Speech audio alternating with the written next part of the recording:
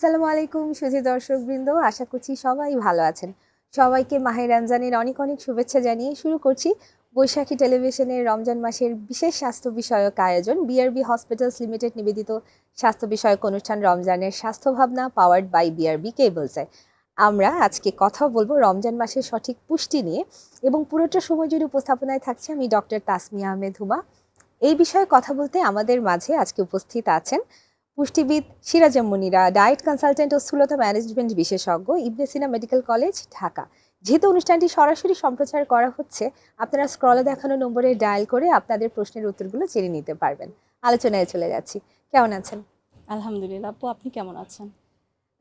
ভালো খারাপের মধ্যে আসলে সুস্থ থাকাটা কিন্তু নিয়ামত, কিন্তু সুস্থ থাকাটা কতটা থাকা যায় এটাও একটা বিষয়।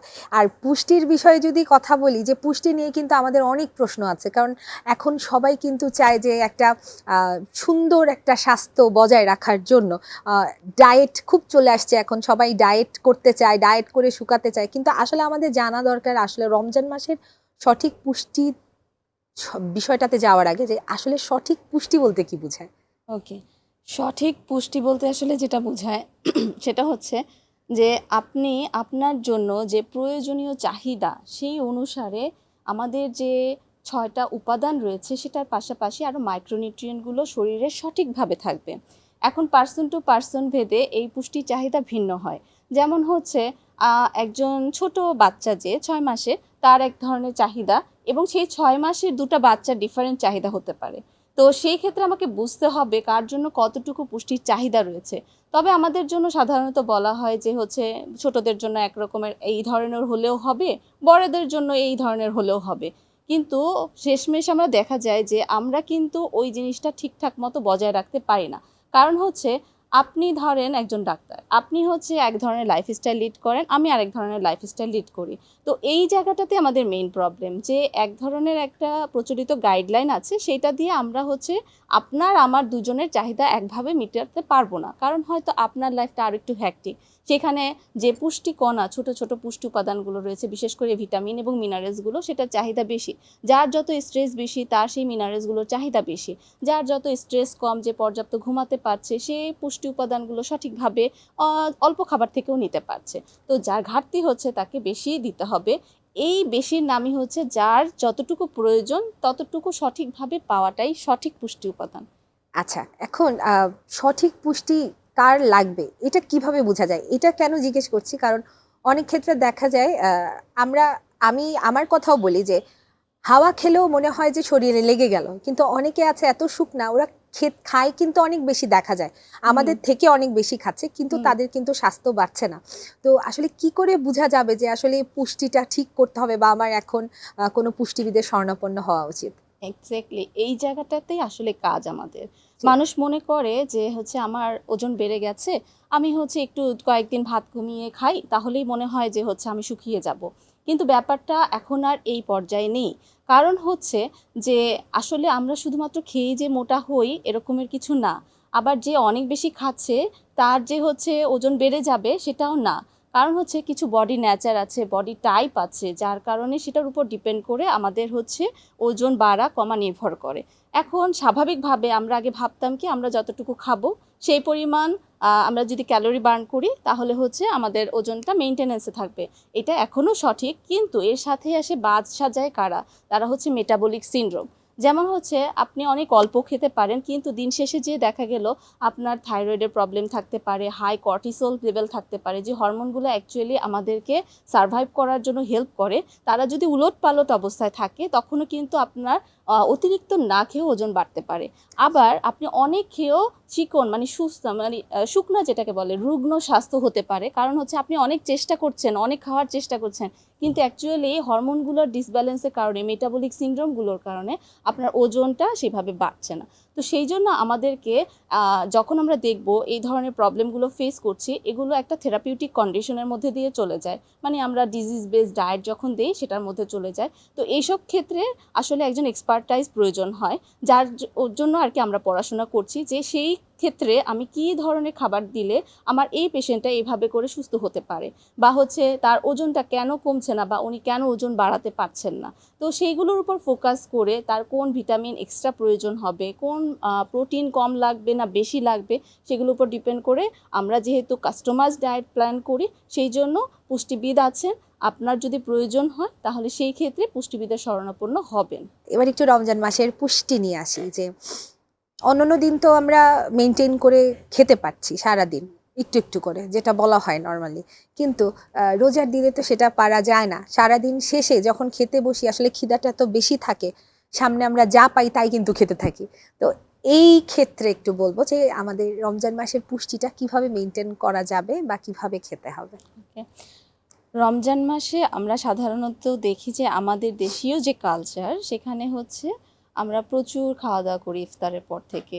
এবং আবার সবাই মনে করেন কি যে রমজান মাসে আসলে আমি আমার যে বাড়তি ওজনটা আছে ওজন কমে যাবে, কিন্তু মাস শেষে দেখা যায় যে আমার ওজন বেড়ে গেছে। এবং আমরা লক্ষ্য করছি গত কয়েক বছর ধরে যে হচ্ছে রমজানের মধ্যে, রমজানের পরে যখন ঈদের পরে আমাদের কাছে পেশেন্টরা আসেন, তখন দেখা যায় যে তাদের ওজন 5 থেকে 8 কেজি বৃদ্ধি পেয়ে গেছে।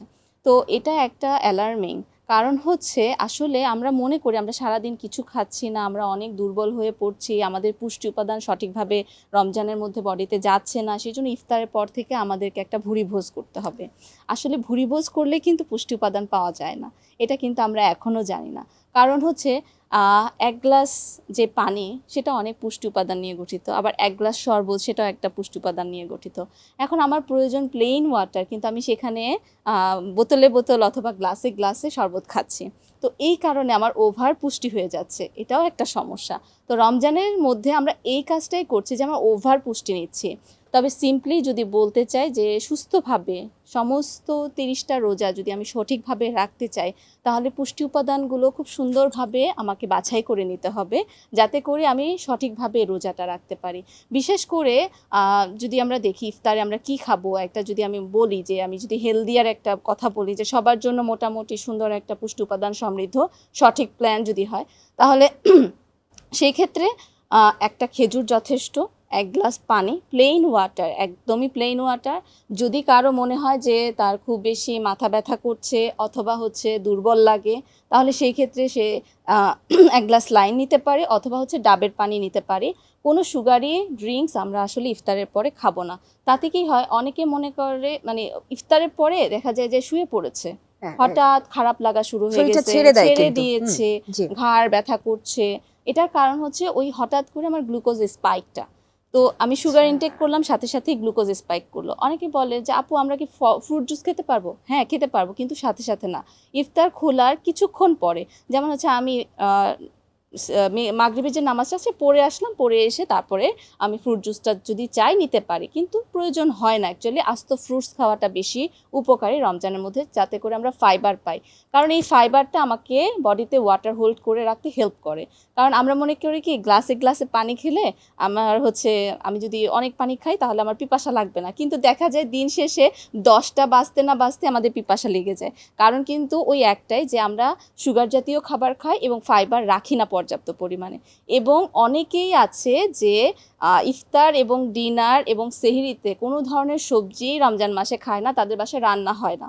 এটা একটা ব্যাড আইডিয়া। কারণ হচ্ছে আমাদেরকে অন্তত পক্ষে রমজান মাসে শুধুমাত্র পানি হোল্ড করার জন্য বডিতে 200 থেকে 500 গ্রাম ফাইবার দরকার হবে। সেটা আসবে হচ্ছে ভেজিটেবলস থেকে, মানে হচ্ছে শাক সবজি থেকে।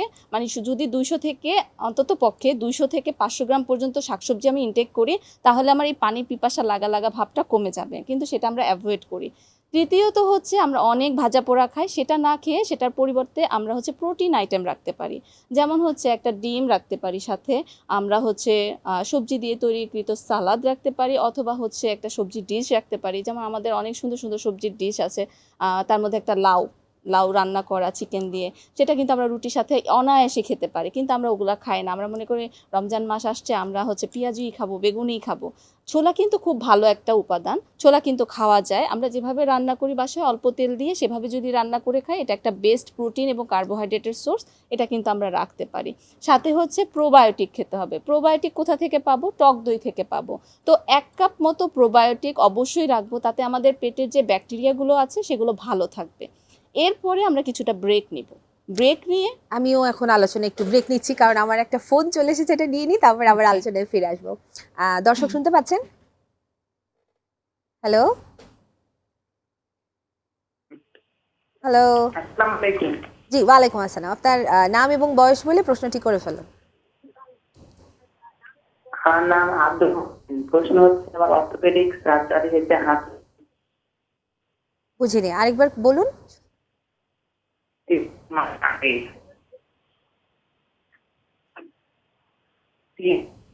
হ্যালো। সার্জারি হয়েছে আমার। আচ্ছা থাক, নেটওয়ার্কের প্রবলেমের জন্য হয়তো আমরা একটু মিস করে গেলাম। আচ্ছা দর্শক, আপনি আরেকবার ট্রাই করুন, আমরা কথা শুনে যেতে। হ্যাঁ, তারপর আমরা একটা ব্রেক নিব। ব্রেক নেওয়ার পরে আমরা হচ্ছে চেষ্টা করব চা কফি এড়িয়ে চলতে। অনেকে আছে মগ ভর্তি করে চা কফি, মানে হচ্ছে লেথার্জি লাগছে, ওটা কাটানোর জন্য আমাকে চাঙা হতে হবে, সেজন্য মগ ভর্তি করে আমরা চা খাই। বিশেষ করে আমাদের দেশের জনপ্রিয় হচ্ছে বেশি করে চিনি দিয়ে দুধ দিয়ে চা খাওয়া। আমরা অনেক কিছু বাদ দিয়ে দিয়েছিলাম খাবার থেকে, এখন কি কি খাবার আসলে খেতে পারবো একটু শুনি। হ্যাঁ, জি। আমরা যে খাবারগুলো খেতে পারবো তার মধ্যে প্রোটিন হচ্ছে সবার উপরে রাখবো। আচ্ছা। এটা হচ্ছে সারাদিন ধরে আমরা হচ্ছে যেহেতু না খেয়ে থাকি, তো সেক্ষেত্রে আমাদের মাসেল ব্রেকডাউন হয়। তো সেটাকে রিকভারি করার জন্য আমাদের পর্যাপ্ত পরিমাণে ওরালি, মানে মুখের খাবারের মাধ্যমে প্রোটিন খেতে হবে।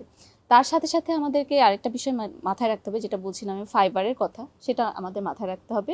প্রোবায়োটিক সমৃদ্ধ ফুড খেতে হবে। যাদের অনেক অ্যাসিডিটি থাকে, বুক জ্বালা পোড়া করে, তারপরে হচ্ছে পরের দিন আর রোজা রাখতে পারে না, গ্যাসের প্রবলেম হয়, তাদের জন্য খুব ভালো হবে প্রোবায়োটিক সমৃদ্ধ খাবার বেশি করে রাখা। সাথে সাথে হচ্ছে যারা আমরা সুস্থভাবে রোজা রাখতে চাই তাদের জন্য। সাথে সাথে আমরা কার্বস খাবো, কিন্তু সেটাকে কমপ্লেক্স করে খাবো। মানে হচ্ছে চিনি জাতীয় শরবত এগুলো না খেয়ে আমরা খিচুড়ি খেতে পারি, অনেক সময় কিছু কিছু দিন বিরিয়ানি খেতে পারি, নর্মাল যে আমরা ভাত খেতাম সেটা খেতে পারি। এগুলো কিন্তু খুব ভালো সোর্স। এবং তার সাথে যখনই ভাত অথবা খিচুড়ি বিরিয়ানি যাই খাই না কেন, তার সাথে সালাদ মিক্স করে নিলে কিন্তু ওটার কমপ্লেক্স কার্বোহাইড্রেট হয়ে যায়। আর সেই সময় যদি ওটা খাই, তাহলে আস্তে আস্তে আমাদের ব্লাড সুগার বাড়তে থাকে। তো এই কাজটা যদি আমরা করি, তাহলে আমাদের পছন্দনীয় খাবারটাই আমরা খেতে পারছি, কিন্তু একটু মজা করে খেতে পারছি। ঠিক আছে, যেহেতু আপনি বলছিলেন যে একটু মজা করে কি খাবো আর কি।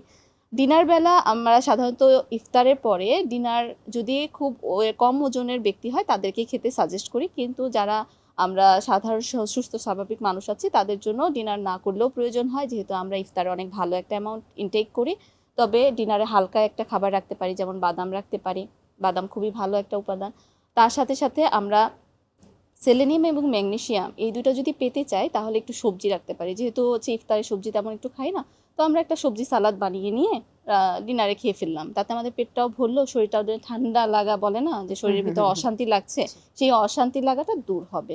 তো আমরা চলে যাই সেহরিতে।